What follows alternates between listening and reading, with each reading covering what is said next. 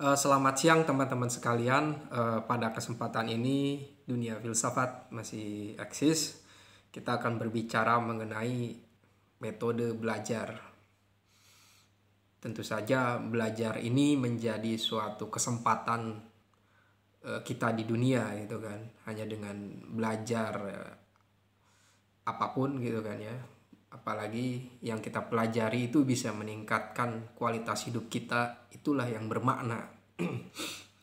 Jadi kadang di dalam kehidupan kita ini kita bisa menyelesaikan persoalan yang kita hadapi dengan mudah. Ada juga yang mungkin susah, berdarah-darah gitu kan.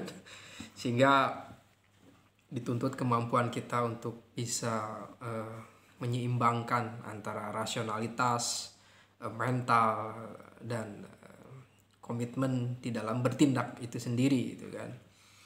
Lalu dari mana kita bisa mendapatkan suatu cara, suatu gagasan untuk menyelesaikan setiap persoalan di dalam hidup kita?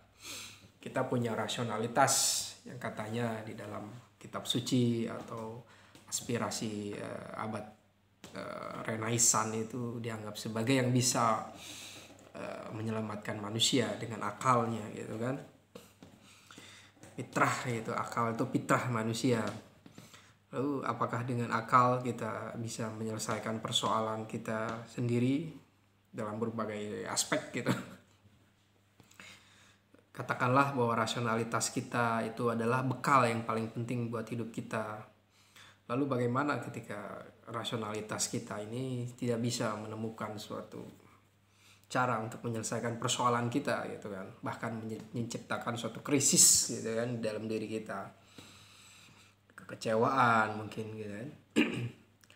Pengetahuan yang kita pahami tidak bisa kita gunakan untuk menyelesaikan suatu persoalan gitu kan. Bagaimana gitu? Mungkin kata kuncinya bukan di soal rasionalitas saja gitu kan, tapi ada pengalaman. Jadi kita menyelesaikan suatu persoalan itu karena kita harus punya pengalaman gitu kan. Sehingga kita bisa menyelesaikan suatu persoalan, kita mengetahui ini solusinya dan inilah akar permasalahannya. Karena suatu fase dalam kehidupan manusia itu ketika dia telah mengalami sesuatu, maka dia lebih mantap mengetahuinya. Dari itu bahwa manusia itu harus melatih diri itu dengan rasionalitasnya dan juga dengan pengalamannya. Kita harus memiliki jam terbang yang tinggi gitu kan. Dan kita harus sangat beruntung ketika ada orang yang mengajari kita pengetahuan, dan itu sebagai sesuatu yang menambah kemampuan daya analisis kita terhadap setiap persoalan. Juga ada orang yang berusaha membantu kita. Ini pengalaman gitu. Kita membutuhkan suatu orang yang membantu kita agar kita memiliki pengalaman yang lebih baik gitu kan. Jadi setiap usaha, setiap kesempatan kita mendapatkan pengalaman yang baik, bisa menyelesaikan persoalan kita gitu kan. Itu sangat penting di dalam hidup kita.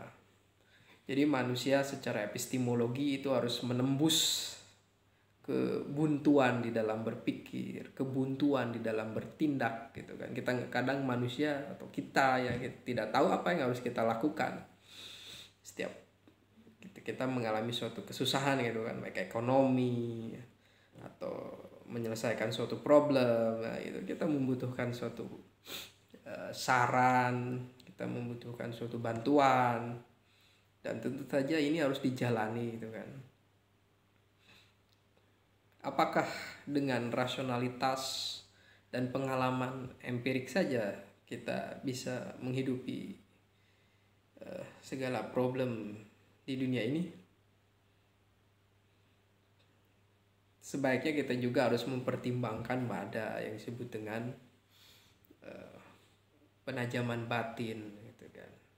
Kita membutuhkan suatu intuisi batin, bahkan pertolongan gitu kan dari sesuatu yang bersifat transenden untuk menambah kekuatan kemampuan kita menjalani hidup di dunia ini gitu kan.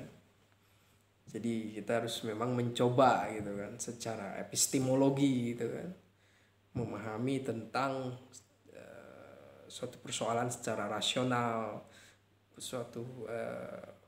memahami persoalan secara apa adanya, empirik, dan berusaha bisa mencari alternatif lain dari kedua hal tersebut.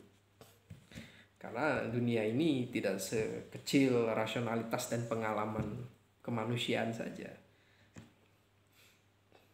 Dan sepertinya dalam keseharian kita ini memang kita diarahkan untuk bermetafisika juga ya, atau berspiritualitas juga. Dan kesadaran yang menyentuh kepada sesuatu yang bersifat spiritualitas ini bisa memberikan suatu jalan juga pada pengembangan kehidupan kita. Tentu saja ini bukan sebagai suatu kesadaran palsu gitu, sebagai suatu candu gitu kan, karena rasionalitas kita tidak bisa memecahkan masalah, pengalaman kita terbatas, lalu kita mengalihkan atau mengalienasi diri kepada sesuatu yang bersifat metafisik. Bukan itu sebenarnya. Manusia bersifat realistis juga dalam menghadapi hidup itu sebagai sesuatu yang bersifat eksistensi ya. Dan pada nilai eksistensi itu ada peluang berusaha untuk membuka suatu kemungkinan gitu kan. Membuka kemungkinan, memaknai sesuatu yang lebih baru. Itu kan akan bisa menerobos kebekuan, menerobos banalitas, menerobos ketidak kreativitasan kita di dalam hidup kita. Dan itulah yang diproseskan oleh manusia seharusnya. Dan tentu saja tidak harus selalu kehidupan manusia itu berhasil kan di dunia ini. Kadang kita mengalami kegagalan, dan itulah bagian dari suatu pencapaian. Itulah suatu aktualisasi manusia di dalam hidup ini. Mengalami kegagalan. Krisis ekonomi, krisis budaya, bahkan krisis eksistensi. Dan disinilah bahwa dituntut untuk kita untuk bijaksana, bahkan bisa menertawakan diri kita sendiri bahwa kita ini memang membutuhkan suatu waktu, pembimbing, teman ya, persahabatan untuk bisa memperbaiki diri ya, agar hidup lebih baik seperti itu. Dan memang seperti apa yang dikatakan oleh Buddha bahwa kebodohan inilah yang sangat berat di dunia ini. Ketika kita tidak bisa berpindah dari kebodohan menjadi orang yang tercerahkan, yang bisa mengatasi kehidupan ini, itulah orang-orang yang beruntung.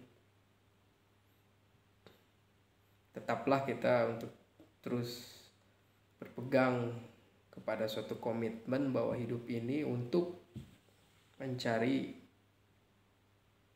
makna, dan cara kita untuk memahami makna itu lebih luas dengan rasionalitas, terbuka terhadap pengalaman, juga kita membuka ruang yang bersifat spiritualitas. Lalu apakah hasilnya akan sempurna? Ya tentu saja tidak selalu apa yang kita inginkan itu terjadi. Bahkan segala sesuatu yang tidak terjadi kepada kita yang kita inginkan itu adalah menguatkan diri kita sendiri gitu kan. Jadi manusia itu harus menerima bahwa kehidupan ini penuh tragedi gitu kan.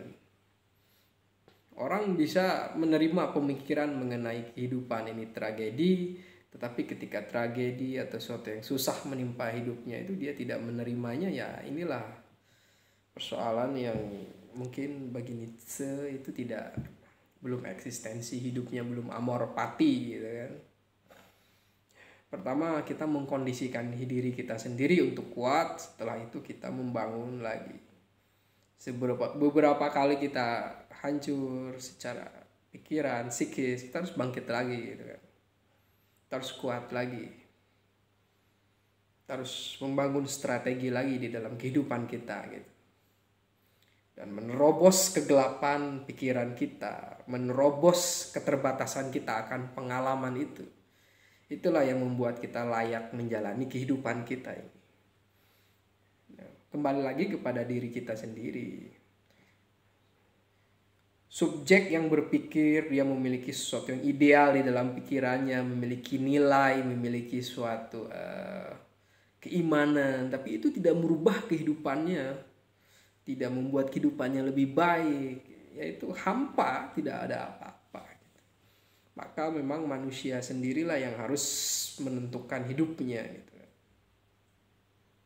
Selain faktor di luar dirinya sendiri gitu. Ada suatu komitmen gitu kan, sehingga dia ketika hancur dia bisa tertawa, dia bisa masih menghargai dirinya sendiri karena dia telah melakukan yang terbaik untuk dirinya sendiri. Inilah disebut dengan filsafat eksistensialisme, menemukan diri.